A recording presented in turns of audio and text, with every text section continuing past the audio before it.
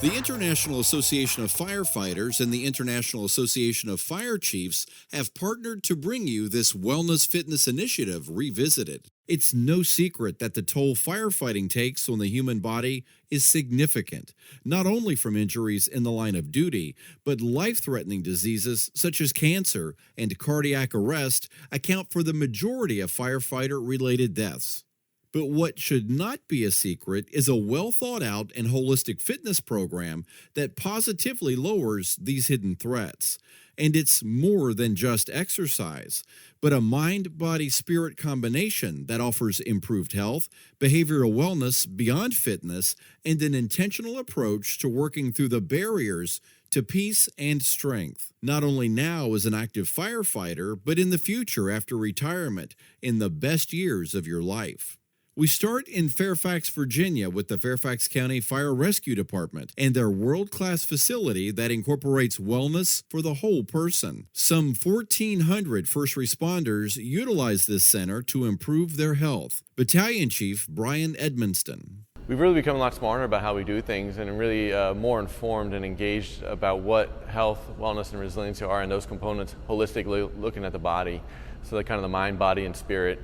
We want to look at all the aspects that if we can keep people healthy and resilient to all the tasks and all the things that we face out in the field, that by taking care of the components such as the cardiovascular system and all that stuff, there'll be significant impacts to reduction of injuries, loss of time, and overall just keeping a more engaged and healthier, happier workforce. I'm Jake Patton. I'm the Strength and Conditioning Coordinator. I've been here for about 6 years. The main job that we're trying to really promote a lot of the health and wellness to our people. And so what we're doing here is just reduce the risk of injury. We kind of go through educational components of how to work out properly, but also how to move properly. So we address and assess people's bodies. First and foremost, how they're moving, kind of talk about any discrepancies we see, strengths, weaknesses, and then we try to add in some programming to help with that, and then progressively overload them with resistance training, basic strength principles, and conditioning principles to kind of help elevate making a better version of themselves.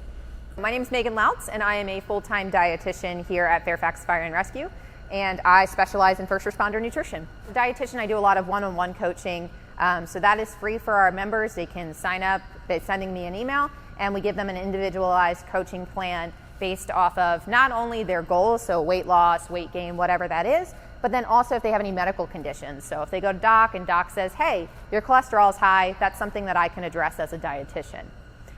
Other things that I do other than one-on-one coaching, I'll do hydration stations, I'll go out to trot drills, hazmat drills, and provide hydration stations to make sure that our members are optimally hydrated and are also educated on that as well.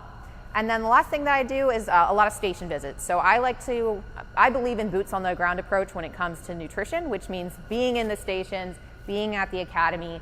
I usually bring snacks because usually firefighters respond really well to that. So smoothie demos, we do buffalo chicken wraps for lunch, or I'll come out and cook dinner.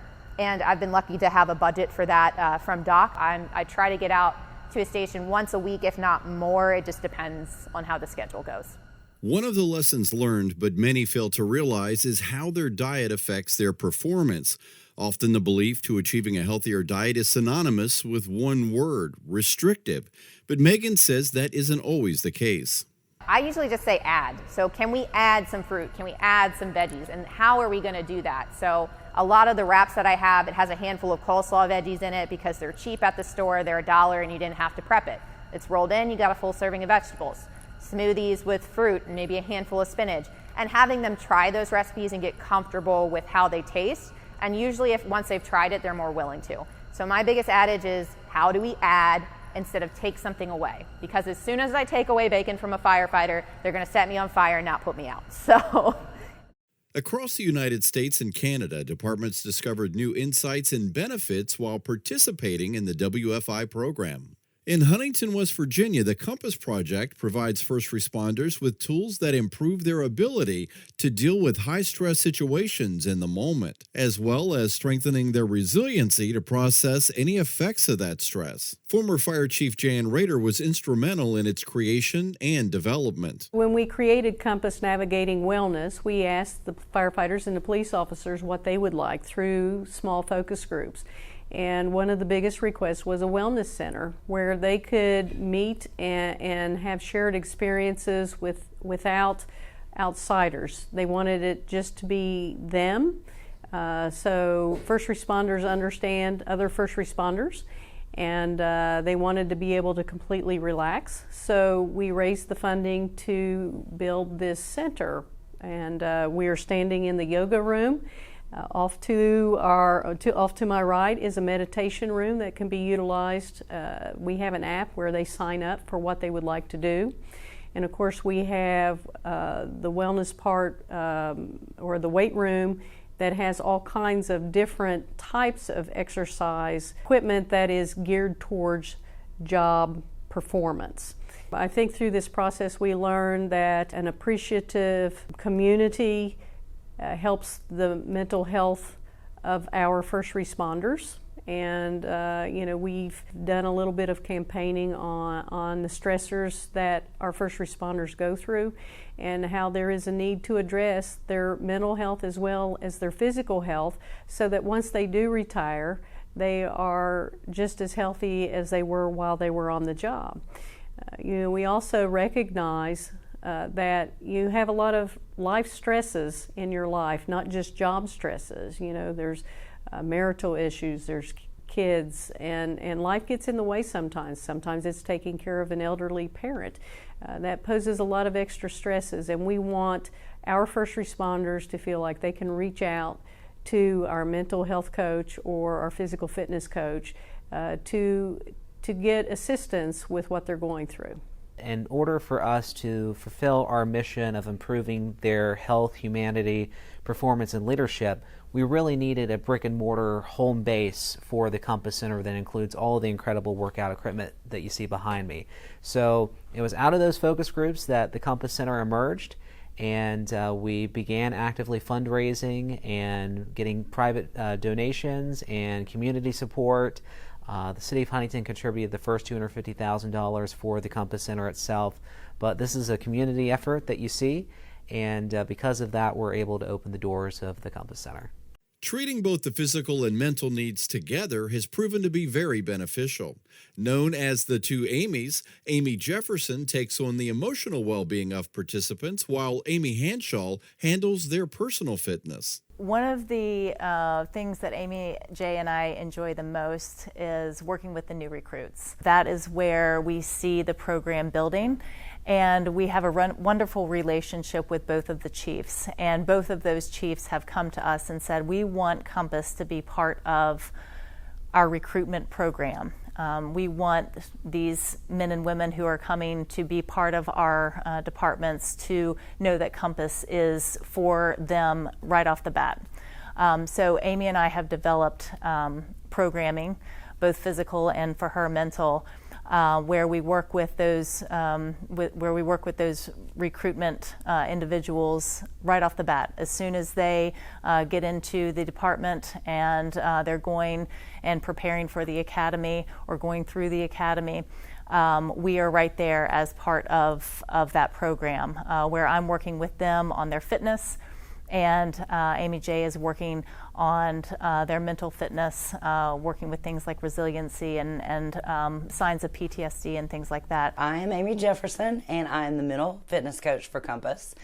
And on a daily basis, it really varies, but my role is being here to support our first responders, so that's fire and police. I do that by giving them a lot of tools to navigate their occupational stress that they inevitably will have in their careers. And we do a lot of proactive skill building, so we do a big focus on things that they can do to strengthen their mental health, and it's always a big message that I try to deliver to the guys, especially the new hires, and in order to fight the stigma, just that we all have mental health. You do not have to have a mental illness to take care of your mental health, and I think that is a big misconception when you even bring up the term mental health. People are very averse. There's a lot of things trending about wellness and mental health, so I work really hard to normalize everything related to mental health. And the value of a non-judgmental, non-threatening conversation can be the doorway to healing for many first responders. Just recently just caused this to happen, and and being older, it's hard to come in and have these conversations, and Yeah. You know, and I'm at the end of my career, and you know, where do I go? And you know, so I'm just worried. That's all. Have you ever thought about talking to someone? Like, obviously, you can always talk to me, but if it's intrusive memories, like, what are you experiencing? Is it Restlessness sometimes, and just uneasy feeling, and you know, and now that I got grandkids, I saw them the other day, and they were running out in the backyard, and I snapped because I was afraid they were going to fall, and I'm like, geez, why am I acting that way? And it didn't feel right, and so I knew I needed to, you know, maybe have a conversation or see, you know, what should I do? I don't really know. Yeah, I would suggest, if you're open to it, it can't hurt to go speak to maybe some kind of mental health provider that I could suggest for you if you want me to maybe refer you to somebody, or I can call right here while you're with me. We've got several things that we could try. I say we, meaning you can talk to the provider about it, but I'm always here as a support for you also. Both Fairfax and Huntington are just two departments with a new vision for total health. You know, I think that this program has a lot of sustainability, and I hope that generations that come up after me in the fire service and in the police department get to the point where they treat their mental health just like their physical health. It's that important to them, and they do well checks every year. Sure, our folks, not only do we say we have resources, but also connecting them with resources. We don't look to solve all the issues, but we want to ensure that they are informed of what's available to them to make sure our folks are supported and able to meet the mission by being fire and rescue department personnel. The International Association of Firefighters and the International Association of Fire Chiefs collaborated on this national study to revisit the Joint Wellness Fitness Initiative. This wellness fitness system was developed to maintain firefighters' physical and mental capabilities and should be the objective of every fire department. This national study was conducted as part of a fire prevention safety grant by the International Fire Service Research Center and Policy Institute of the IAFC.